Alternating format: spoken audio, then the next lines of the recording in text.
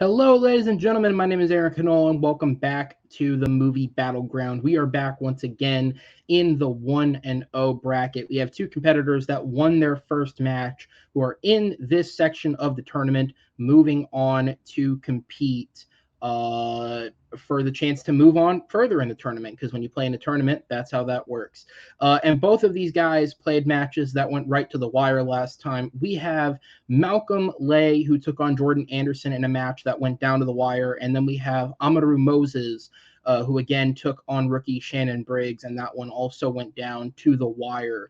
Both of these guys have a lot of experience in addition to that one victory they had just a little bit ago. So these guys know what they're doing. And this is a little bit of a fun setup here because we got a little bit of a full metal exhibition, so to speak, between these two guys. Bit of friendly competition, and they'll know what this means later, but the winner of this gets to play in another Full Metal exhibition. Again, like I said, we'll get to that one later. I'm going to go ahead and introduce them, and bringing in first with a record of 1 win, no defeats. He is, if you are a fan of the Schmodown, the most recent competitor to challenge for the Inner Geekdom title. Still no spoilers since that just went public. Actually, I guess by the time this uploads, it would have gone public a long time ago, but he can speak about that if he wants to. He is Amaru Moses. How's it going, sir? The answer is D. Jones Manure. That's the answer. Hey, that's your guess was better than what mine would have been. Doing well though. Doing well. I need to compete in something to get that taste out of my mouth. Because the belt would have been right here, right there. But I'm very excited to get on to this. I've never debated Malcolm before, so this should be fun. I'm looking forward to it. So, especially a couple of these categories, I'm really happy about. Yeah, absolutely. And obviously, as I said, your last match with Shannon really went down to the wire. What do you think in that match? Do you think there was something that happened there that can kind of help you get the edge in this match, or is it just another game? Let's go. It's just another game. Let's go. I'll be very honest. I somewhat consider this a continuation-ish of when TMG had the old ones. And if I would have lost that match, y'all would have heard about it. But it didn't, so it's okay. So it's okay. Fair enough. I hear about it from enough people that have lost matches, so I'm ready for it. I'll go ahead and send you to the back and introduce your competitor. Also with a record of 1-0, he is Malcolm Lay. Malcolm, welcome back. How's it going, sir? It's going good. Just excited to be back here. And it should be a fun one. Like, I've known Amaru a long time. He's a good buddy. But yeah, I'm just sort of prepared for this and ready to go the distance. Yeah, absolutely. So obviously, and I don't speak out of turn, but as Amaru said, this is a league that existed long before we decided to hit the reset button. And unfortunately for yourself, despite the fact that I would say that you continued to improve every time you played because of starting off with that losing record back then, you were never able to get a winning record. You have that right now, but do you think you have what it takes to keep it going? Honestly, I don't know. I mean, it's going to come down to sort of how the debates go. Really, like it's full disclosure. I'm mildly prepared for this. So but it's going to be a fun one. I'm going to have a lot of fun doing it. Anyway, so. Hey, if we've seen anything in the past, it's that prep doesn't always mean shit. Some people show up totally unprepared and somehow talk their way into a win. So we'll see how this goes. I'm going to go ahead and bring Amaru back in, and we'll go ahead and get to this. Movie Battleground is a game that is a best of 5 rounds. It is the first to 3 points will get a victory. These guys will debate back and forth. Each round is worth 1 point. If one of them happens to pull off 3 points in a row, that will be a victory by knockout. If it is tied 2-2 after 4 rounds, we will go to the blind round, which both of these guys are familiar with, but we won't need to bring it up until we get to it. In terms of the first 4 rounds, the competitors were given the questions ahead of time. They were given time to prep, and they used however much of it they preferred to. The way this is going to go is you will have a 1-minute opening to start off the debate. Then you will each get 2 more minutes to expand and kind of explain your picks a little bit more. Then we'll have a 4-minute open debate. This is where you go back and forth, fight for as much time and as many points as possible. And then at the end, you'll get 60 seconds to close it out and wrap it up. Following that, I have 3 great judges behind the scenes in the form of JD Domash, Noah McCausland, and Chad Webb. They'll come on screen, and they, after listening to your arguments, will make a decision over who wins. With that said, do you guys have a question? Are you ready to go? Let's go. Ready? All right, let's do it. So with that said, we will go ahead and move on to question number 1. And this question is about a man who, unfortunately, and some might say fortunately, but I'll go with unfortunately, I feel like Hollywood has forgotten, but one of our competitors did not. The question is, what is the best Chris Tucker film? And with that said, Malcolm, as the person who was given the favorite slot by way of random wheel spin that we did a few months ago, you opted to go first on questions 2 and 4, which means, Amaru, you're up first on this question. So as I bring up your guys' timer, it will continue ticking when you speak. Best of luck, guys.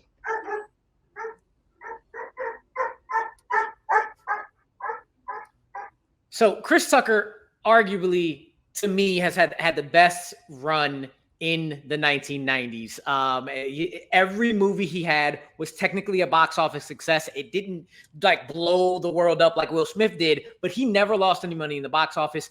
Each showcased different brands of his comedy, from his one-liners to the musical comedy that he used, his physical comedy, his loud voices, his bits, the eyes, but the movies weren't always objectively great. I love every single one of them because they're hilarious, but they aren't always objectively great, except maybe 1 or 2. And the one that I chose as his best film is Rush Hour. With that, I'll concede the rest of this time. All right, you go ahead and concede the time. All right, let's see how this works. This goes. All right, Malcolm, I will pause the clock for you, and it'll restart when you begin speaking.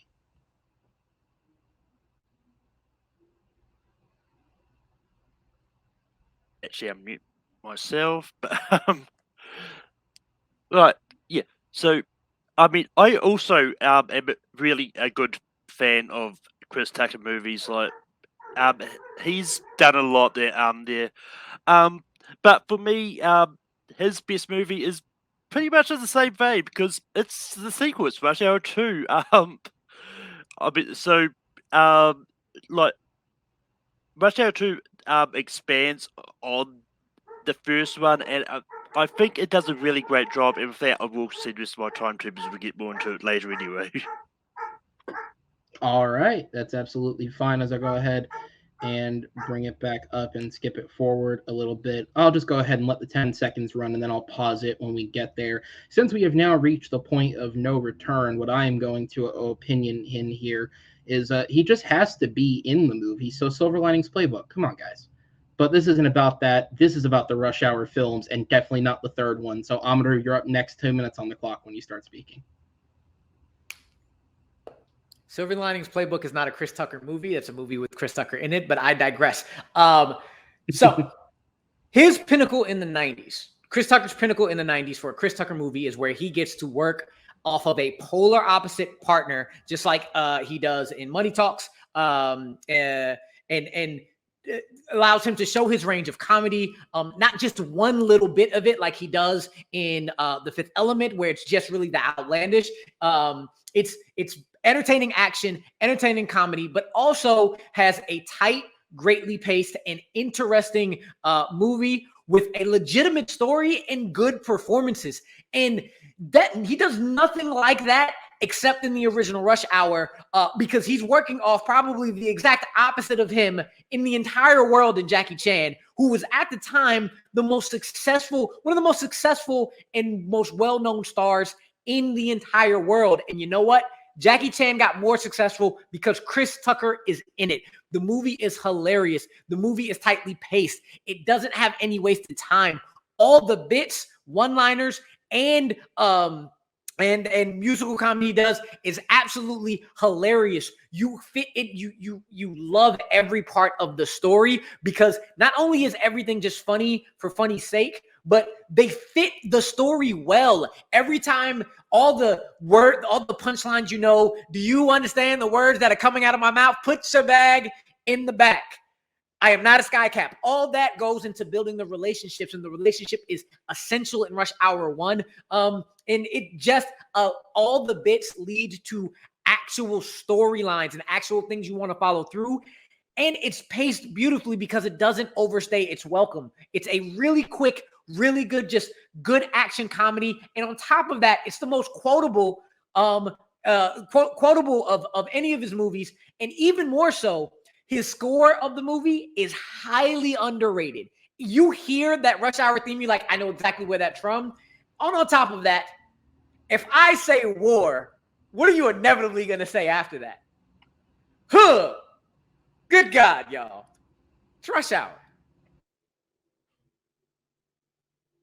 What is it good for? Absolutely nothing. Malcolm, I go to you. You have 2 minutes on the clock. I'll give you the second since I let it slide. Time starts and you begin speaking. But yeah, like the first Rush Hour is hilarious and fun. That is true. But I think all that fun and comedy in there, I think it's done a lot better in Rush Hour 2, because the whole action set piece with them fighting in the massage parlor, I think is a really fun and done well. And look, and the storyline in this, it's made a lot more personal when it turns out that it is involving one of Lee's father's friends in this as well. But look, and I think it's a lot good. And yeah, I can see the rest of my time. Okay. All right. We'll go ahead and move it on then to the 4-minute round. Almost there. There we go. All right. The time will go ahead and tick down. I can pause it if you guys need a second, but if not, when it clicks over to 0, you guys can start speaking.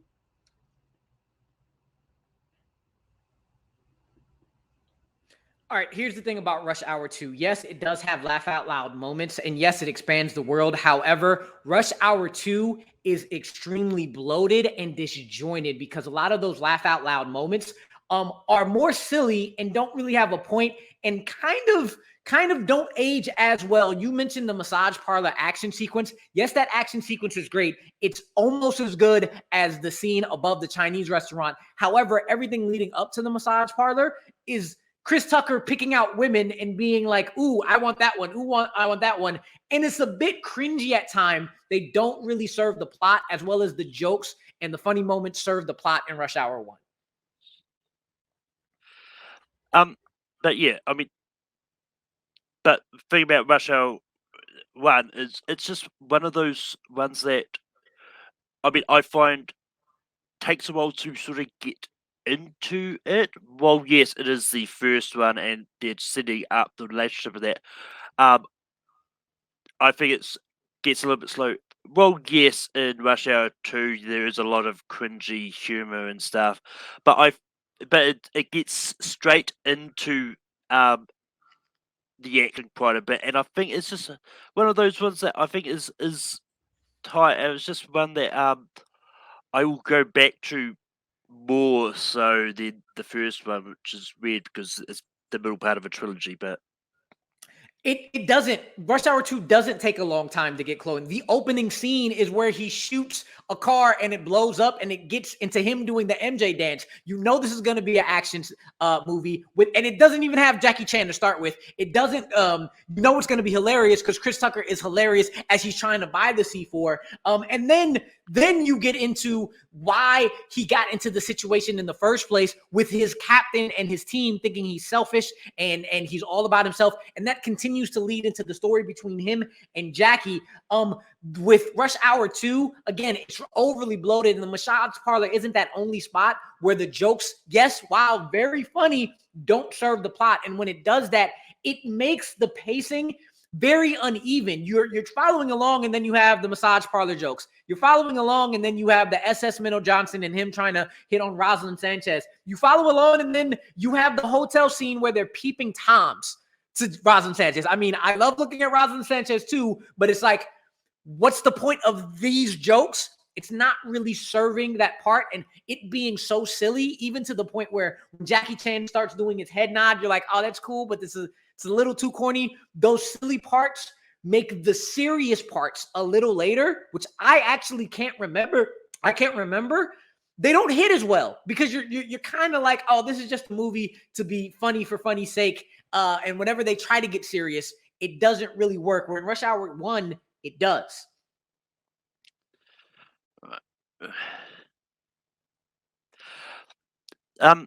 Yeah, I mean, this is really tough, but yeah, I mean, look, I mean, I think, but yeah, I honestly have no idea where I'm going with now. If you've both reached a point where you feel like you've said all you can say, you can cede. You have 45 seconds. I mean, I'm good with conceding if Amaru is. I got one more part. I just want to make sure I don't put in my closing. The last thing is you talked about it was it's really personal with John Lone's character, Ricky Tan. However, Rush Hour 1 I feel is a lot more personal because it deals with the kidnapping of a little girl that Lee had been watching and raising and looking after all his life. So a lot of the serious parts in Rush Hour 1, it is more personal. You feel those stakes, especially in the airport scene, the airplane scene after Lee is told to leave and they talk about their fathers. Those hit more because the jokes allow for the relationship to grow, while in Rush Hour 2 doesn't do it as much. All right, and that will be the 4-minute round. We're going to go ahead and go on to our 1-minute closings. Amaru, you are up first, with 1 minute on the clock when you speak.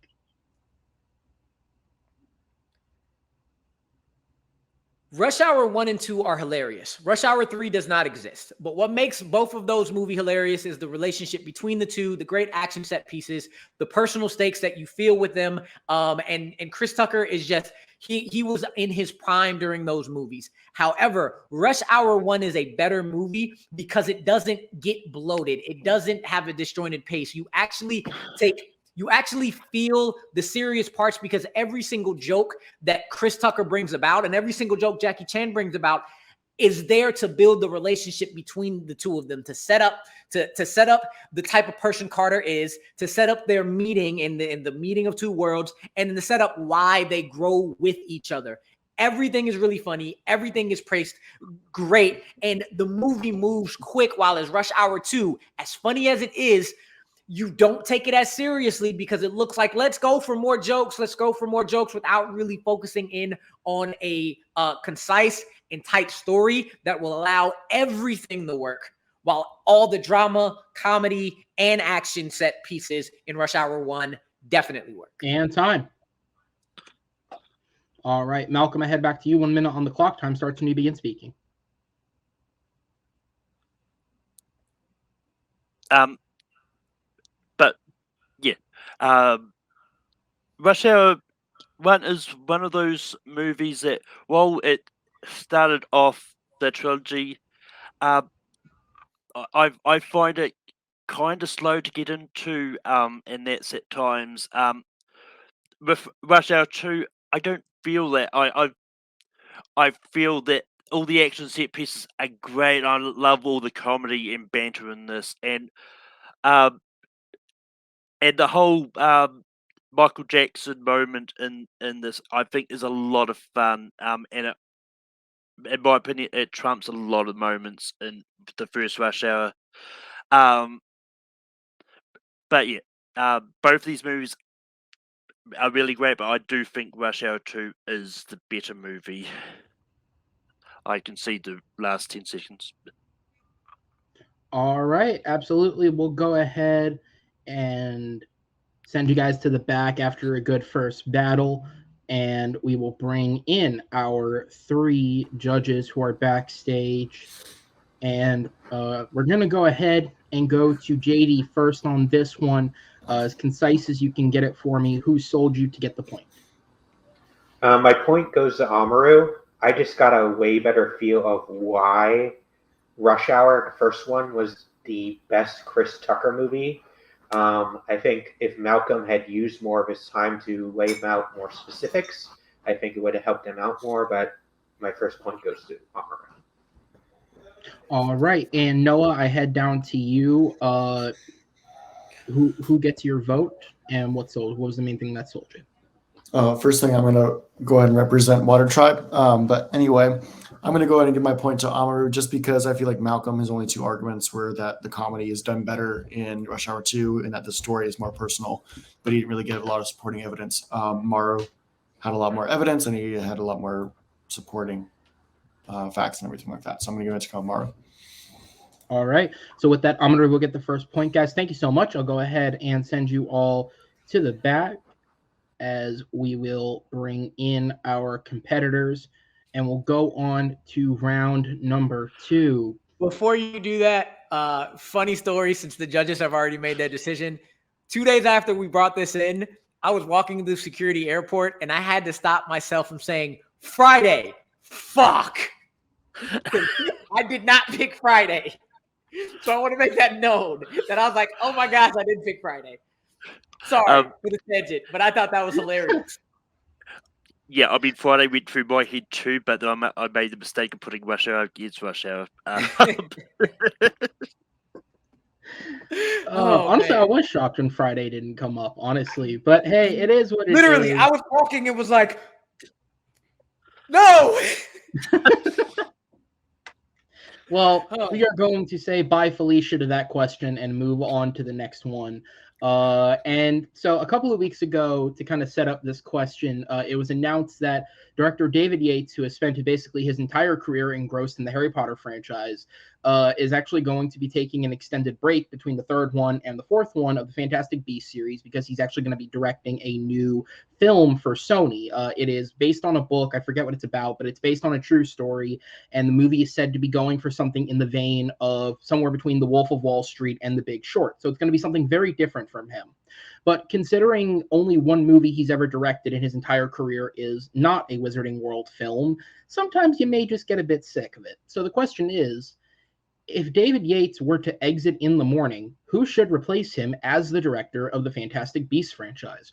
Warner clearly still wants Yates to be in charge of it. There's a reason they're willing to delay the 4th film. But if Yates were to say, nah, I'm done after this one, I've done 7 movies, and walk away from it, who should replace him?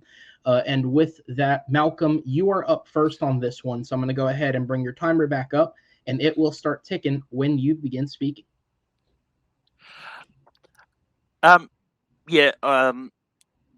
So many people in the chat are going to say how predictable me because I picked Peter Jackson.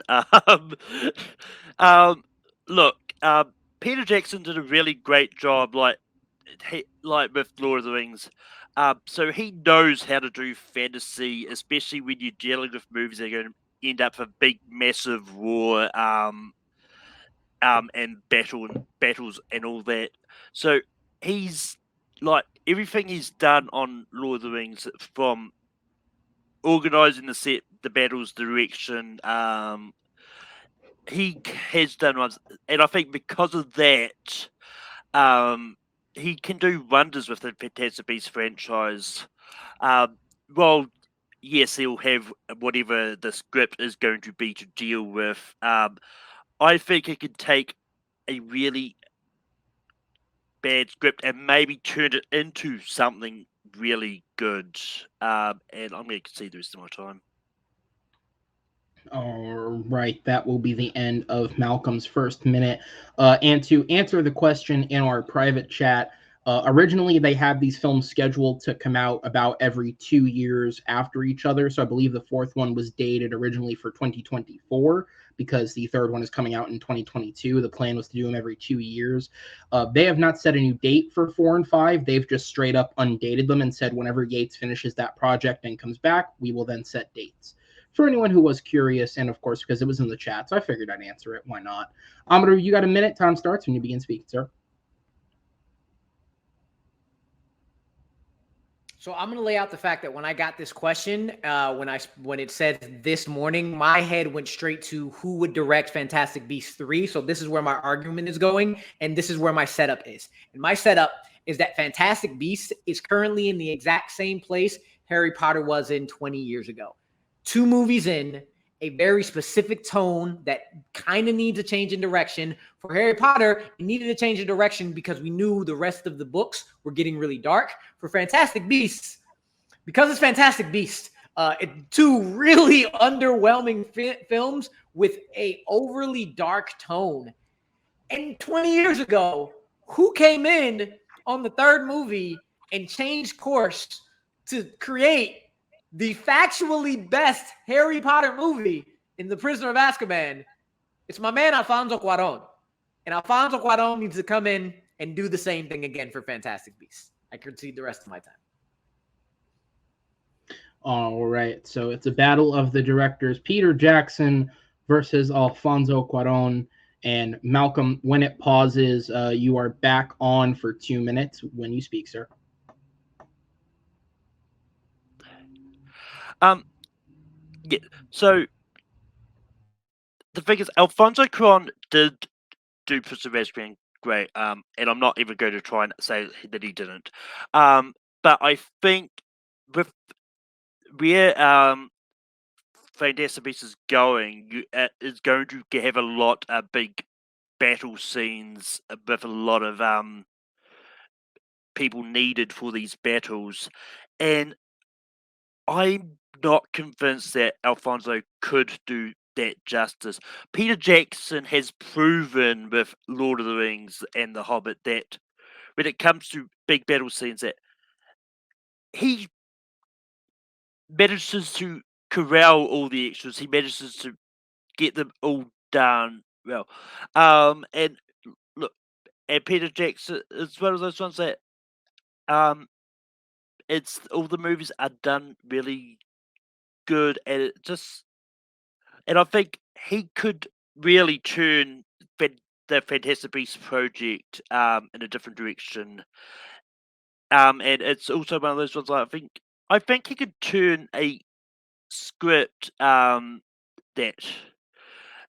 anyone can do and actually find a way to make it work for the series. Because Peter Jackson is a really hands-on, like he helped with the scripts for Lord of the Rings, and I think and I know it is confirmed that Steve Kloves is helping J.K. Rowling with the script, but I think he can oversee it and also help make it work for the series and actually turn it on an upturn from Grindelwald. And I just don't think Alfonso could do that. I can see this is my time. All right, absolutely. As the clock winds down, Amaru, if you need me to give it a pause, I can, but if not, you can start speaking once it rolls over.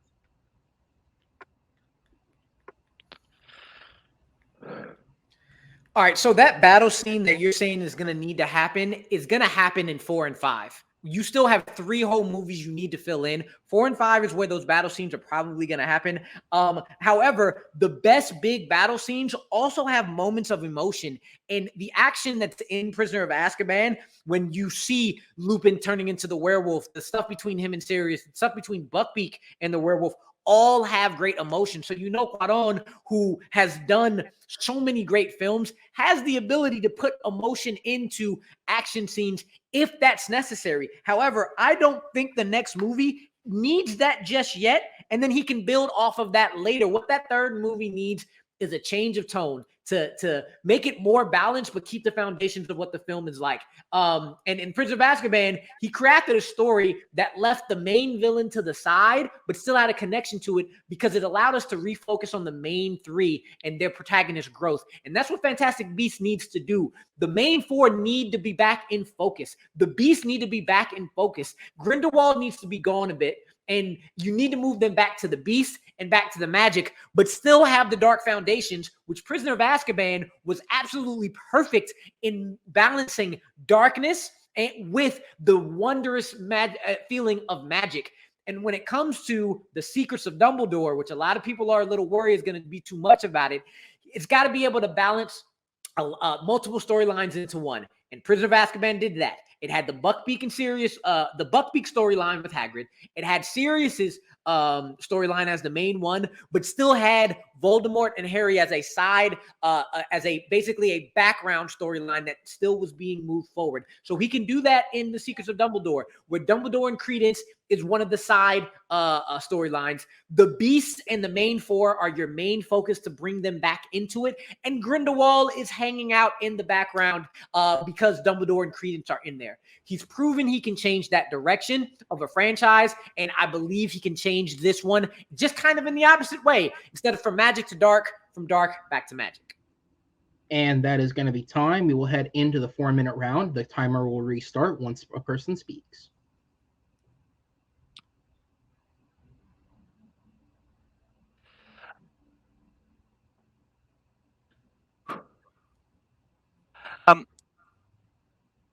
But yeah, I mean, like with the majority of the Lord of the Rings trilogy, the main villain was always in the background. So I mean, I don't, and but with that being said, I think that Alfonso Cuarón, look, Alfonso is a great director. He did do Azkaban justice, but it's just one of those ones that I don't know if it's enough for him.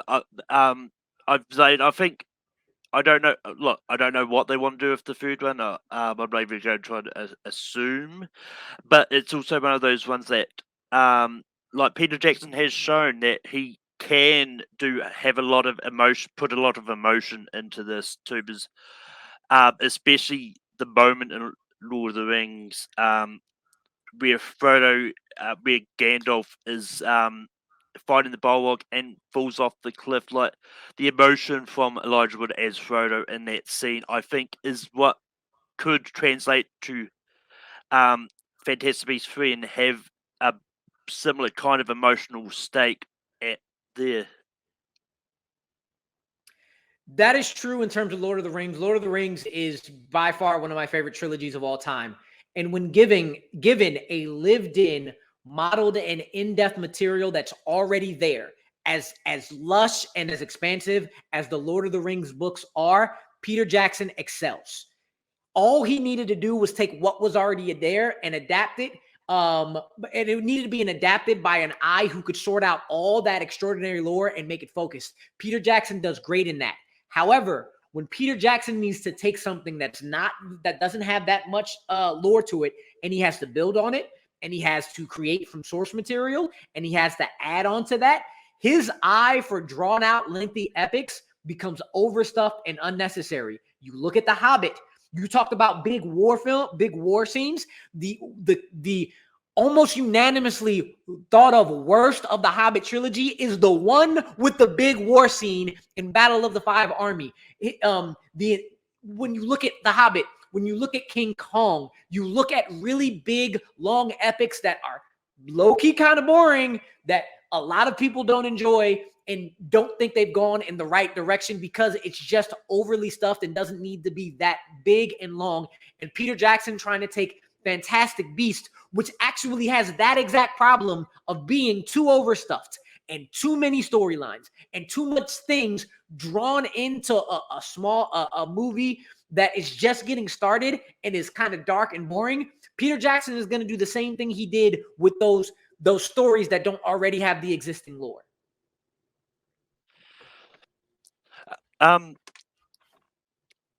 Well, yeah, that may be true, but going away from Middle Earth and King Kong for that, Peter Jackson has proven that he can take original material like The Frighteners, Bad Taste, and actually make a good story out of that. I mean, so I mean, if he can take an original story and I think Peter Jackson has what it takes to sort of look at what happened in the first two. Is like, right, we can pivot around here and take it this way. And I think it can, like Alfonso Cuarón, like when it comes to the Disney World, I like Prisoner of Azkaban as much as everyone, but I think it's also one of those ones that I don't. I think that I don't think he can sort of be the one to send it, help out Fantastic Beasts. I'll see this rest of this time too and finishing my closing. All right. So that'll be it. Malcolm, we do go back to you first for the 1 minute closing. Time starts when you begin speaking.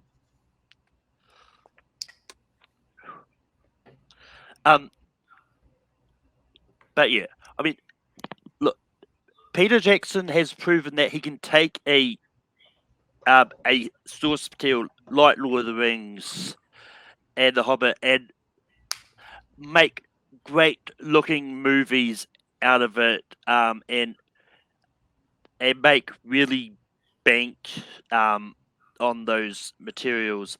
He's also proven that he can take an original story and actually come up with a good movie out of it. But Alfonso Cuarón, like, well, yes, he made the best, arguably one of the best Harry Potter movies.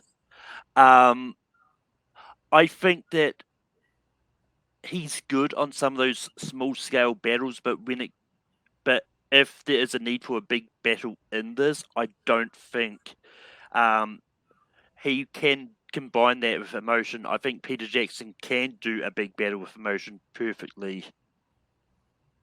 All right, and that will be time there. I'm going to be back to you for the final minute. Time starts when you begin speaking.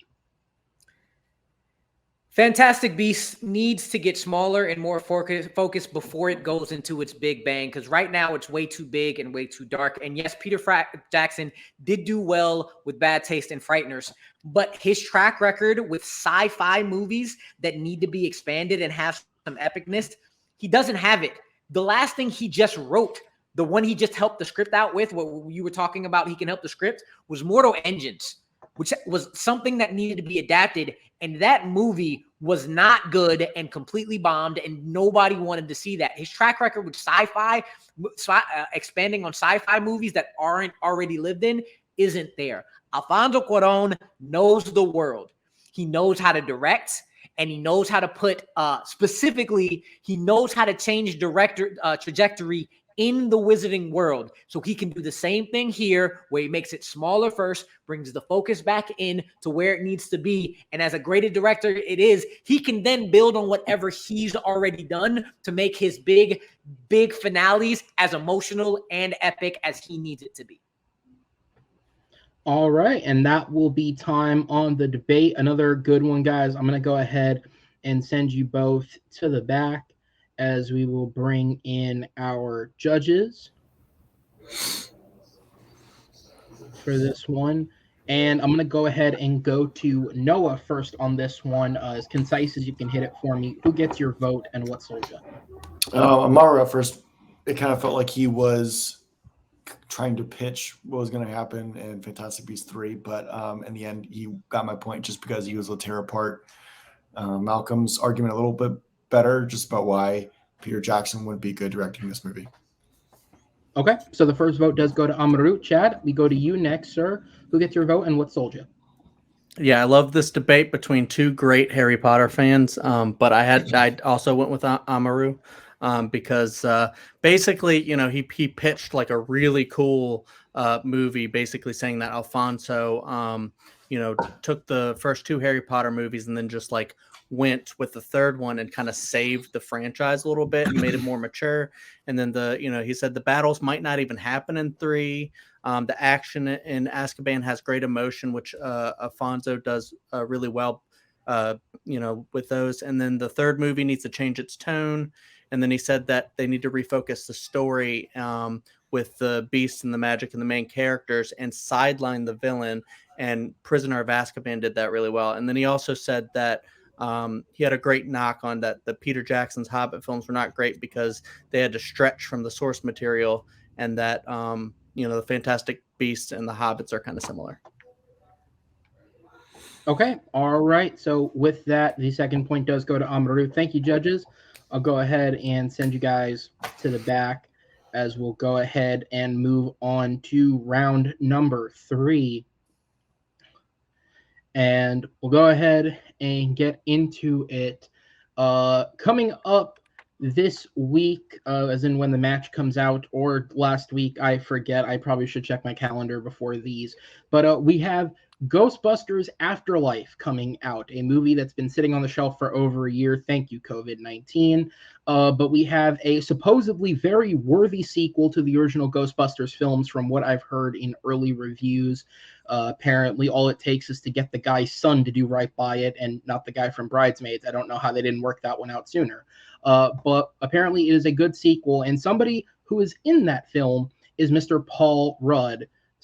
That was a positive setup for a negative question. The question is, what is the worst director pairing with Paul Rudd? Now, this is the type of question that we've asked here before at Movie Battleground, where I comb through our actors' filmography and put together all the directors that they have worked with at least twice, if not more, because that means the director themselves clearly had some sort of impact on the actor to make them want to work with them again. Now, the options that these guys could have chosen from are scrolling at the bottom of the screen now.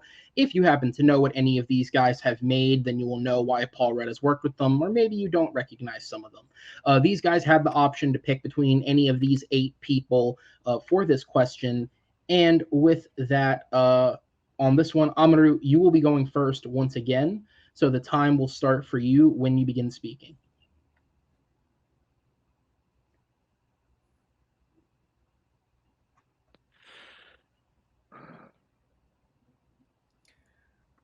Paul Rudd doesn't age. He looks exactly the same as he did 25 years ago. And why? Why is that true?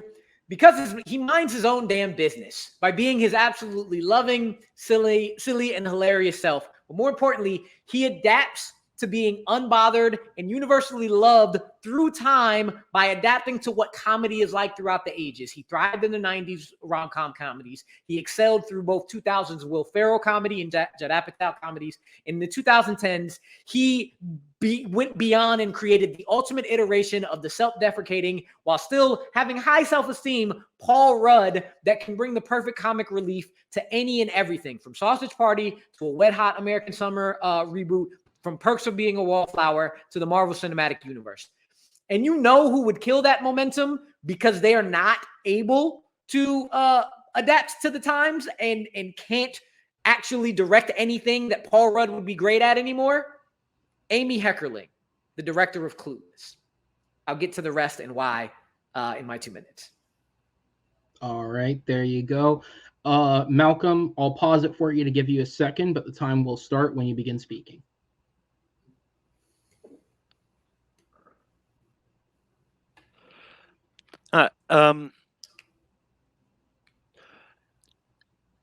But for me, when I was coming through all the directors, there was one that kind of stood out among the rest, and that's Jesse Peretz. He directed Paul Rudd and Our Idiot Brother, The X, and The Chateau. And I mean, all those movies are forgettable at best.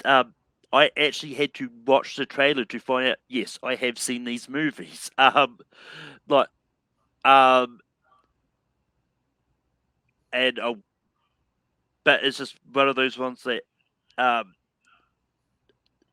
they really weren't that great. And yeah, I'll get more into that later. All right, so out of 8 options, we have Amy Heckerling versus Jesse Peretz. Amaru, when the clock rolls, you can begin your 2 minutes.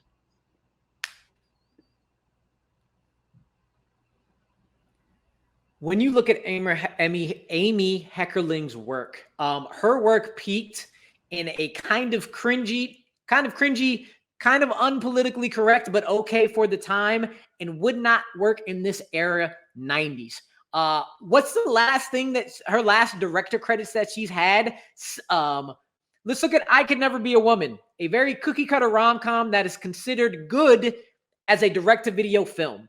Loser, which is an American Pie knockoff that is considered the most offensive movie of the summer that it came out. And then before that, Clueless, Look Who's Talking trilogy, European Vacation, and Fast Time at Ridgemont High. Those were the last movies she has ever directed, and ever since then, she has been stuck in a lot of TV series that I looked up this morning, and I don't remember because I never heard of them. Her ability to direct comedy has not grown over time. Her ability to adapt to what comedy needs to adapt to has not done it as well as Paul Rudd has been able to move through time. And to be able to put those two together, that would not allow Paul Rudd to do everything that he is so well at doing. Making everybody love him, being kind of awkward, no longer, even the corny parts are absolutely hilarious, or go through a raunchy comedy to a rom-com comedy to a coming-of-age comedy. Her ability to direct does not allow him to show his range of comedic ability, not anymore, because it's no longer the 90s. And so for me, the worst director pairing has got to be Paul Rudd and Amy Heckerling. With that, I can see the rest of my time. All right, we'll go ahead and bring it back up and skip it ahead. Okay, a little too much, but I'll give you the 15 seconds, Malcolm. Don't worry, you can trust me. Time starts when you begin speaking. But yeah, I mean, you want to talk about a director who really hasn't done a lot. I mean, Jesse Pretz definitely is that, because looking at his filmography, and he's only done 5 movies. 3 of them are the ones I'm talking about today with Paul Rudd, and as well as First Love, Last White, and Juliet Naked. I mean, that's it. And all of them are mostly forgettable. Like, I've only heard about Our Dear Brother in passing, but and I know I've seen it at least once, but it's just one of those ones that when you make a lot of movies that that people can forget if they've seen, I mean, what are you doing, really? I mean, at least with Amy Heckling, you can remember Clueless. You know the Vacation movies. You know Look Who's Talking. I mean, you can go up to anyone on the street, go name 5 movies Amy Heckling directed. Most people will be able to know 5 of them. You ask them about Jesse Pretz, they're going to go, who? And with that, I do concede the rest of my time. All right, we're going to go ahead and go into the 4-minute round there. I'll go ahead and let the time tick down before I mess up that timer anymore. So we're going into the 4-minute round as the timer ticks down. Once it hits 0, the first person can speak. If we have an unspeakably long silence, I will pause it to be kind. Either way, your guys' call. So if you're not in the movie trivia community and you're not playing it, I don't think Amy Heckerling is a household name. I think her movies are a household name. I know that I didn't know Amy Heckerling did Clueless until I got that answer wrong in a question. But speaking of that, and you're talking about the fact that Jesse Pretz only has done 5 movies, that's because he's actually more known as a TV director, and he has done epic television. He has done epic television that actually is some of the greatest television shows we've gotten in the past couple of decades, that are progressive, that are goofy, that can go from goofy to dry to dramedy. New Girl, Nurse Jackie, Girls, Orange is the New Black, Glow. And I bet you if you go to those same people and say, have you heard of Clueless? Have you heard of Fast Times? Have you heard of that? They've heard of New Girl. They've heard of Nurse Jackie. They've heard of Girls. They've heard of Glow. They've heard of Orange is the New Black. And if you want to argue the fact that Jesse Peretz hasn't done many movies, you know who probably is the best pairing with Paul Rudd right now? The Russo brothers. You know where the Russo brothers came from? TV. You know what comedy they did? Arrested Development, which is in the same vein of all the ones Jesse Peretz has done in the past decade. The two of them together could continue to do great things if Jesse Peretz decides to direct more movies. I mean, well, yes. I mean, Jesse Peretz has directed episodes of those shows. It's also one of those ones that it's all well and good to go to any show, go, oh, yeah, Jesse Peretz directed episodes of those. But it's also one of those ones that, not when it comes to TV shows, not a lot of people know, like, who directed specific episode of TV show. They'll know the show more than the actual directors, and a lot of those TV shows, especially when it comes to things like New Girl and stuff like that, have multiple directors attached. So I mean, it's one of those ones. But anyway, look, when it comes to the actual question, which is worst director pairing for Paul Rudd specifically, you've only got to look at the specific movies, and I think with Amy Heckerling, Clueless is a great movie. It is. Well, yes, it's is one of those ones that you may forget that she actually directed the movie. But Paul Rudd is great in the movie, and she directed him well in it. And I Could Never Be a Woman, it's a fun movie. Like when it comes to Jesse Peretz, like and the only, as I said, the only one I remember actually watching is Our Dead Brother, and I didn't think Paul Rudd was actually funny in that. I don't think he was good in it. But yeah. That is going to be an argument of semantics. What's not going to be an argument, not semantics, but objectivity of how you take comedy. What's not arguable is that, again, the people not knowing Jesse Peretz did TV is going to be the same with the majority of people not really knowing Amy Heckerling unless they're big Clueless fans. But going back to the fact that who's the best one to direct him, Our Idiot Brother does actually have some charm and wit. It is an okay film, but Paul Rudd is the best in it, and it mirrors all the different range of styles that Paul Rudd was able to flourish in around that time and in the future. And he's the best thing about that movie. He's dry in it. He's also goofy in it. And Jesse Peretz has shown with all his TV roles that he can do all those different types of comedy. When it comes to Amy Heckerling, when she directed him, how she directed him, it's only directing him in one kind of lane, and that's the 90s rom-com lane that doesn't show the range of comedy that he can create and he can generate. And I think it limits him in how he can be funny, while Jesse Peretz has shown he knows how to adapt his films and he knows how to direct Paul Rudd in a movie that shows his range. And time. All right, so we're going to move on to the 1 minute closings. Amaru, we do go back to you, so the time will start when you begin speaking.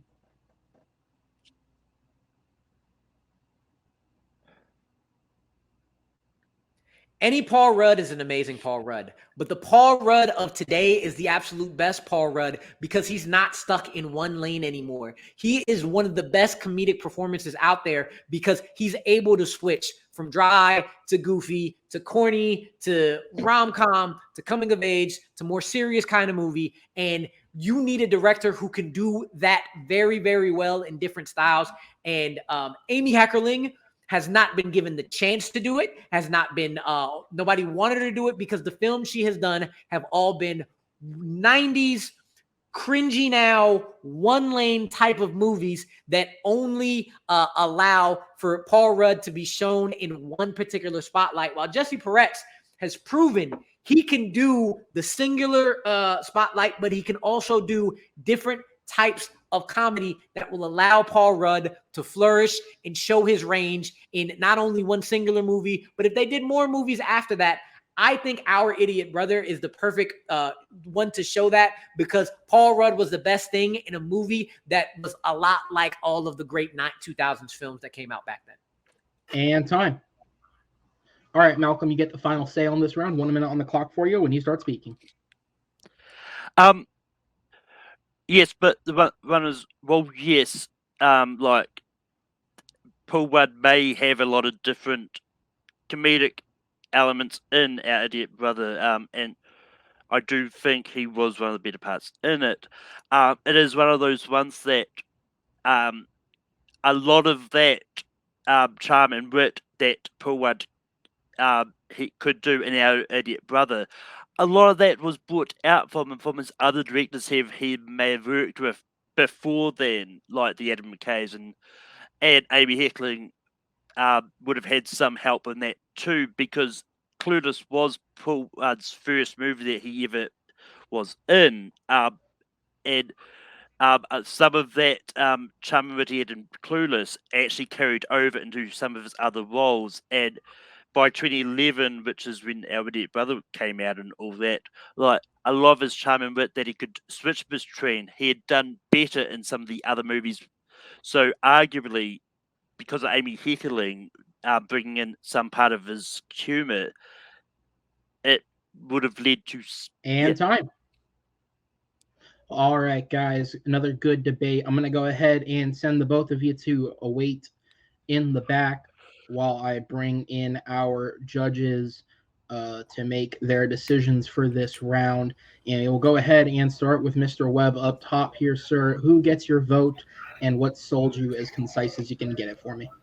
This was really hard because I was kind of like really confused about their debate styles and like the question itself, because they were focusing a lot on like future projects and stuff like that. And I was like, is it the specific movies with this director? So, you know, with that latter point in mind, I narrowly went with Malcolm on this one. And the only reason why is because while Rue did a great job of saying that Paul Rudd was maybe the best part in Our Idiot Brother, Malcolm did a good job, I thought, of just basically saying it's forgettable. Like, no one's really heard of that movie, whereas like everyone's heard of Clueless and it's a great movie. And I just don't think the takedowns of Clueless were that great in opposition. So. All right, and JD, I head over to you, sir. Who gets your vote, and what sold you? Yeah, I also narrowly gave my point to Malcolm. I think Amaru had a very hard task trying to argue the quality of Clueless, how memorable it is. So we tried to do a creative take on the question, but ultimately it's what is the worst pairing? And I think Malcolm ultimately sold me on why Our Idiot Brother and The X are two terrible movies, or at least forgettable ones. All right, I'll go ahead and send our judges to the back. Thank you. As we'll go ahead and bring in our competitors once again. And we will go on to question number 4. And this match started with us praising an actor who was financially successful in the 90s, as Amaru referenced earlier. So let's take down an actor who was financially successful throughout the 90s. It is Mr. 4th of July. The question is, what is Will Smith's worst performance?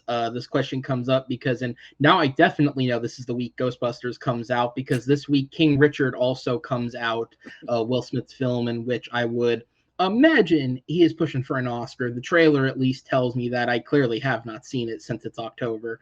But with that said, Malcolm, you are up first on this one, good sir, and the timer will begin when you start speaking.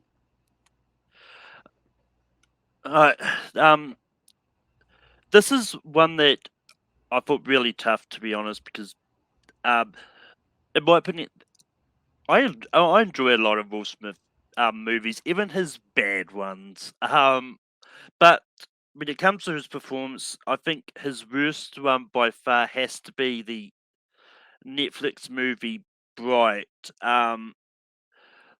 this is one that it should have worked with Will Smith in it, because Will Smith has shown that when he is acting alongside crazy creatures like aliens, that he can do it great at for Men in Black. But this one just takes sort of what he did with that, and it kind of makes his performance pretty one note, in my opinion. It definitely just did not seem it was the same Will Smith that we're used to seeing in other better movies.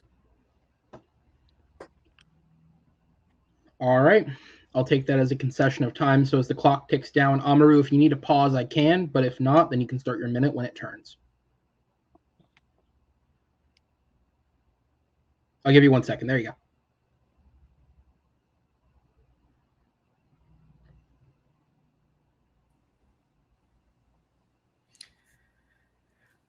All right. I've seen Will Smith be over the top in bad movies. I've seen him kind of play the same energetic guy in multiple films. I've seen him be the absolute best thing in a pretty shit movie. And I've seen him be absolutely energetic, charming, and great in absolutely amazing films. But no matter what, up until last night, every single time I've seen Will Smith, I've seen him enjoy himself in one way or another. Last night, I saw Will Smith get a paycheck. And I've never seen that. And you know what else I've never seen? Him getting a paycheck twice in the same film. His absolute worst performance is Gemini Man. Hands down. And I'll go over the rest of it in my 2 minutes. Absolutely conceding the time there. I would like to note that I hope for the sake of that film's financial accountant, they just gave him 1 check instead of 2, because they were already cutting way too many checks for that movie to begin with.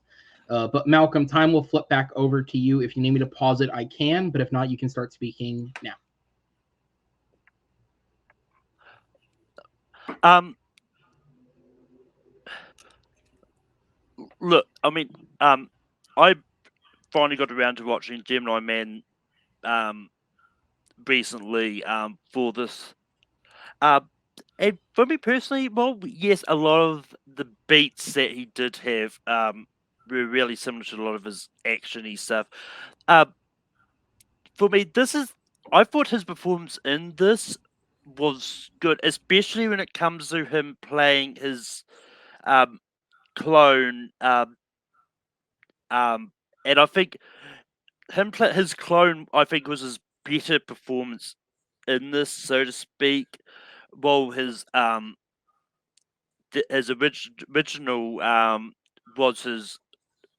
was just a standard action fear kind of thing.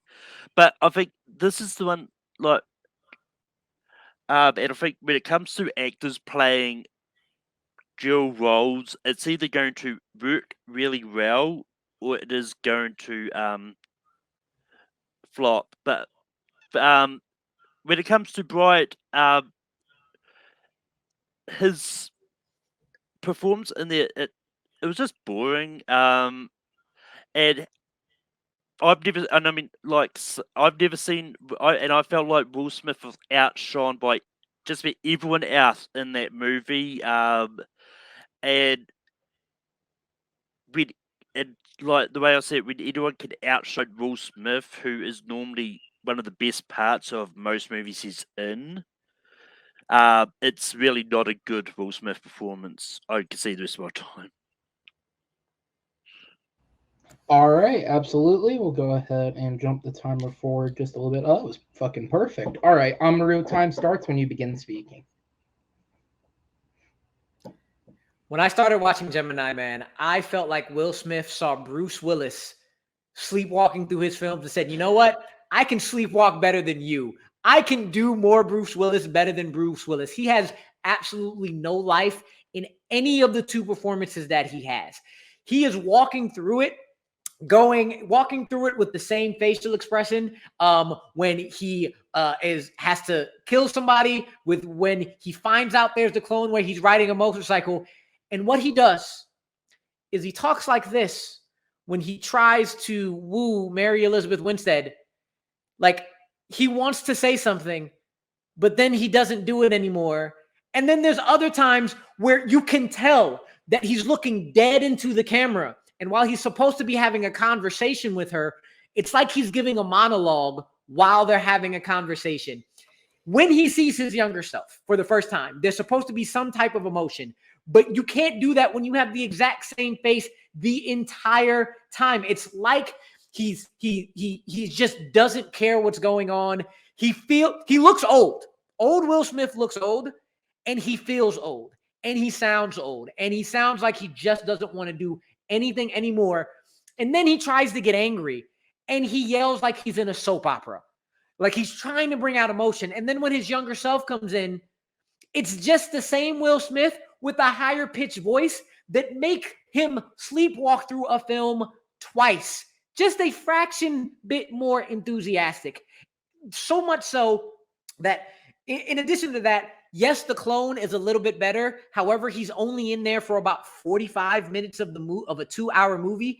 And the first 30 minutes of it, it's so lifeless that by the time he starts to try to cry and you try to get emotion, you don't care because you can see Will Smith is not having any fun.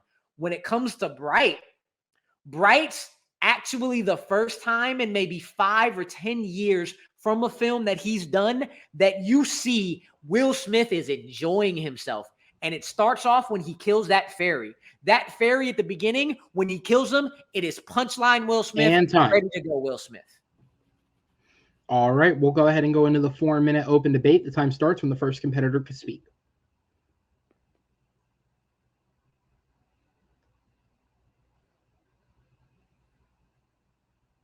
You're muted, Malcolm. You are muted. I wasn't trying to speak anywhere, but I've no idea how this is going to go. But never mind. But let's try it. Thing is with Bright, even though at the start of it, like when he killed the fairy, it seemed like he was enjoying himself. It felt like that was the one time that he was enjoying himself. Then it kind of went on a big downward turn. I think his performance in there started being outshone, as I said earlier.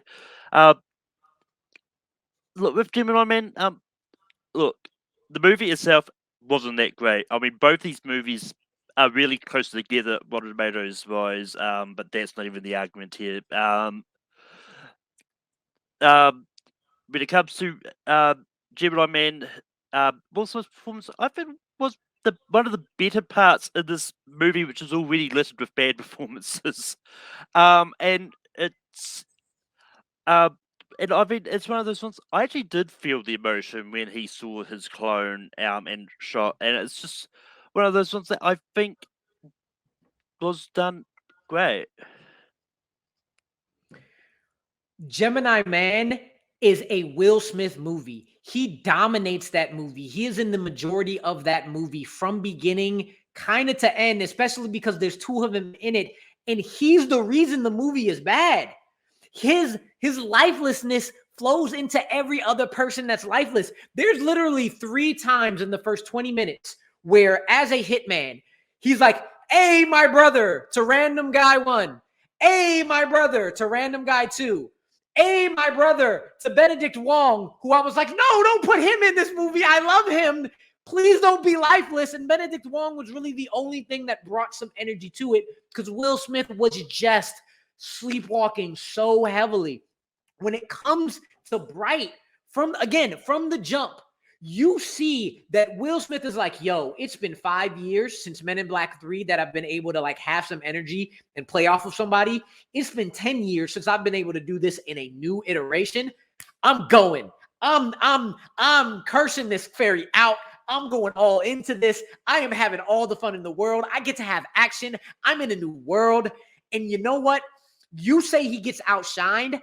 I think Joel Edgerton does so well that he raises Will Smith's performance. Will Smith is fighting to get on his level and stays with his level because he hadn't had a relationship to work off of in so long. You can palpably feel how much Will Smith is enjoying himself, so much so enjoyable that we're getting a Bright 2. Gemini Man, because of Will Smith. I would argue that with Gemini Man, Will Smith was doing the best he could with the script. And I think the big issue with Gemini Man was the script. And I think Will Smith was doing his best to elevate that script, which I think he did. He elevated it a little bit. The script itself was written by the same guy who did X-Men Origins Wolverine, which had a lot of the same issues. And I mean, he also wrote Game of Thrones, but as well. But that being said, and I think one of the main issue, like once again with Bright, it's like I don't feel the same Will Smith that I did with Men in Black and from some of his better movies. I thought this was just a monotone performance from him. I really don't have anything else to add. So you talk about the scripts. The thing is, one of the reasons Gemini Man continues to be so much of a bad Will Smith performance is the beginning. And the beginning is extremely entertaining and grabs you because it's him shooting and killing a guy from 2 kilometers out on a moving train to show how skilled he is. And he was so messed up that he got the guy in the neck instead of the head, that he goes into the dialogue about how he could have killed the kid. That brings emotion. That causes emotion. And Will Smith brings none to such a compelling opening scene. And time. All right, we're going to go to the 1-minute closings. Malcolm, you're up first. Time starts when you begin speaking. So I thought that Will Smith had a lot of emotion in this opening scene of Gemini Man.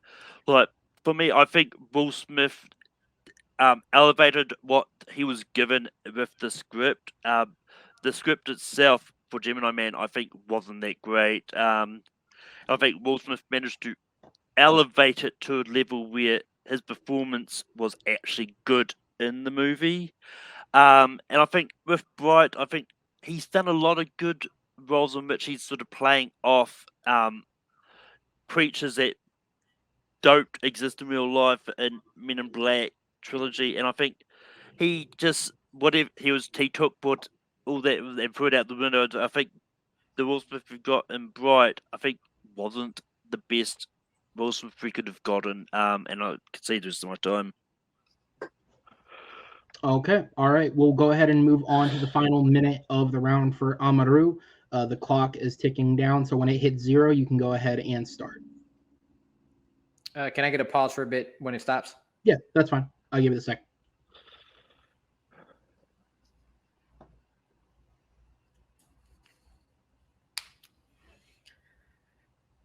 Gemini Man is actually an intriguing plot and script of a killer trying to retire, legit trying to retire, being set up by his own company, and even has a scene of Will Smith being able to do his best bit of catching Mary Elizabeth Winstead in a lie so he can be funny.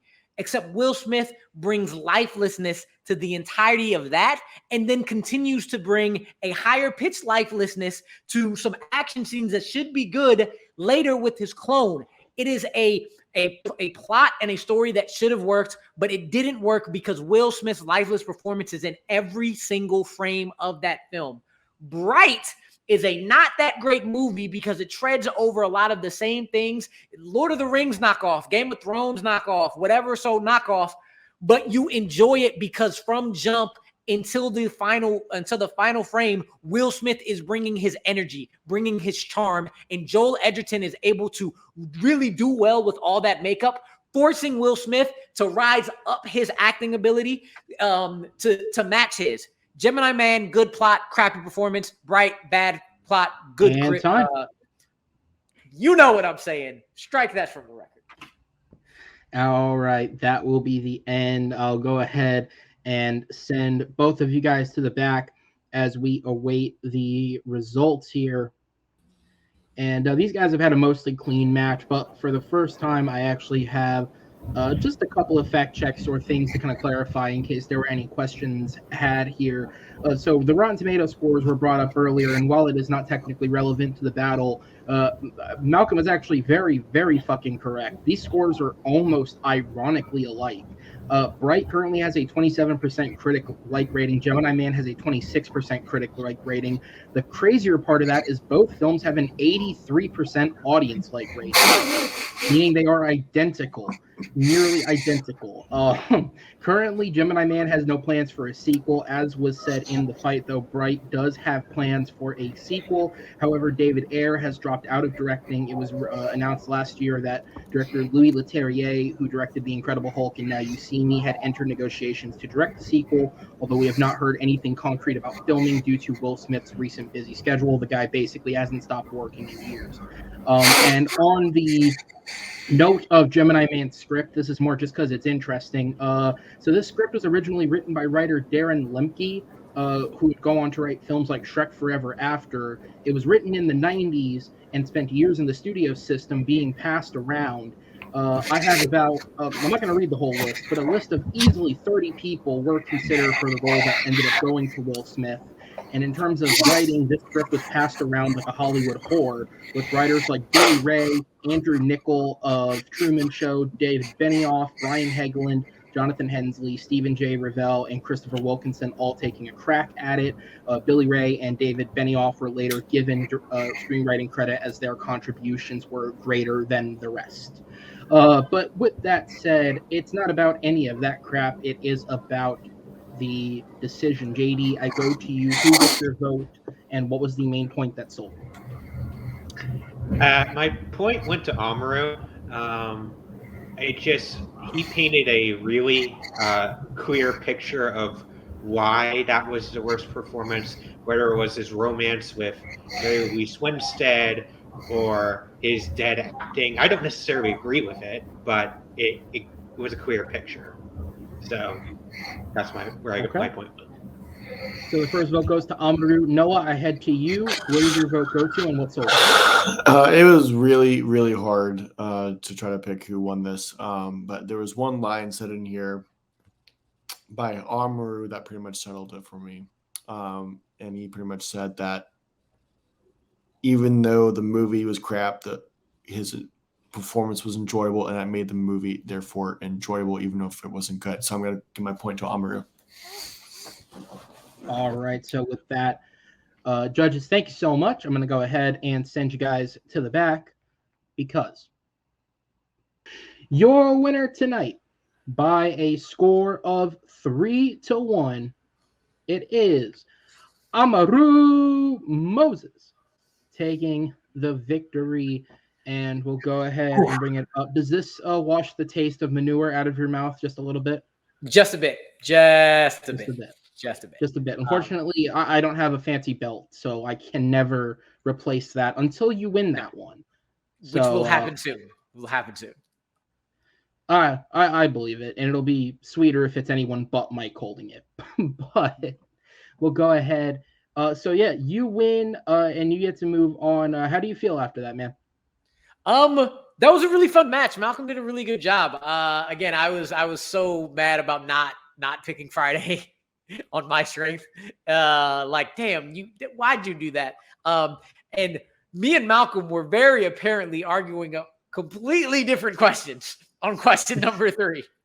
When you reintroduced that, I was like, that is not the argument I'm about to argue, but I'm going to do it anyway and see what happens. And just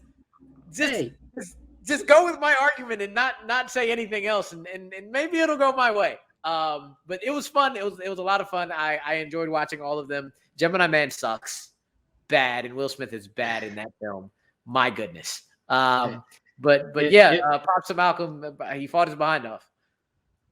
Yeah, Gemini Man was pretty bad, and I saw it in theaters when they did the weird frame rate thing, and that just did not help anything, because not only did it not it wasn't good, it didn't even look that good. So yeah, it's not a good movie. Would not recommend it to people.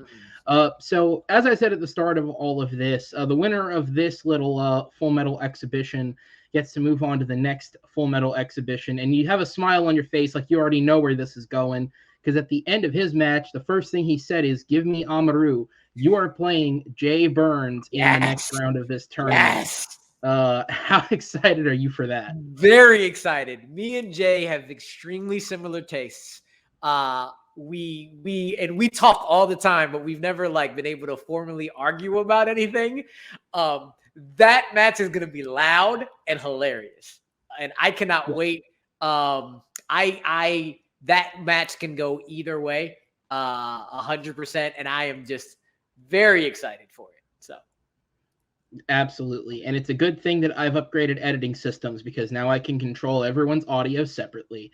But with that said, Amaru, good game, sir. Thank you. And we will see you back next time against Mr. Burns, as we'll go ahead and bring in the unfortunate loser tonight, Malcolm. And the loser is harsh, but that's what happens when you only have 2 people.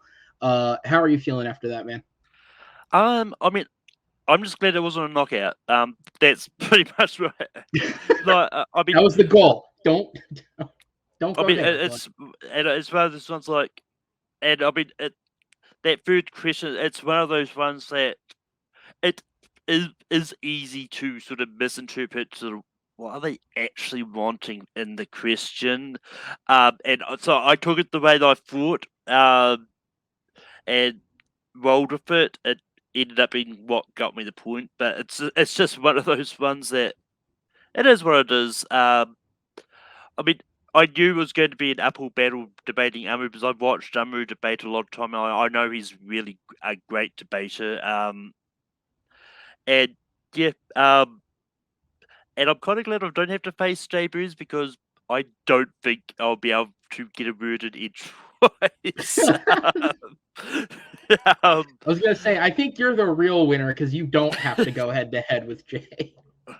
Yeah, and I mean, I'm just proud that my claim to fame is winning a debate using Move 43. That I'll stand by that, and I'm just proud of that moment. Absolutely. Go watch that last match if you did not, because yes, in a world in Movie Battleground in which we can have instances like Grown Ups being Sandler's best performance, and what are some of the other ones? I mean, if we want to go with Amaru, Pulp Fiction is Sam Jackson's worst film from the 90s. Then we can absolutely have Movie 43 be a quality film for Gerard Butler that wins an argument. Because, I mean, let's be real, that's probably the closest to the truth out of any of those. Malcolm, thank you so much, sir. Obviously, if you'll have us, look forward to having you back in the future once this is all over, and we will see you then, sir. And guys, that is it. Another great match ended here. Amaru does move on with the 2-0 record, very excitedly to take on Jay Burns. And that is going to be a hell of a match, because I think in these last 2 matches, Amaru has proven that he is quite the competitor. And Jay came out swinging in that first match against Henry. Not an easy opponent to go up for against in your Battleground debut. And he definitely took to the challenge. So I look forward to seeing that match in the next round. With that said, guys, please be sure to rate, comment, subscribe, interact with the video and the channel. Stick around for more Movie Battleground. We have great stuff going up all the time. Every week we have at least 1, if not 2, Movie Battleground matches. So there's a lot of fun here. And guys, that will be it. On behalf of my 3 great judges, Noah McCausland, JD Domesh, and Chadwick Webb, on behalf of my competitors, Malcolm Lay and Amaru Moses, and on behalf of everybody who puts in the hard work to make Movie Battleground happen, my name is Aaron Knoll, and I will see you guys next time on the Movie Battleground. Take care, guys.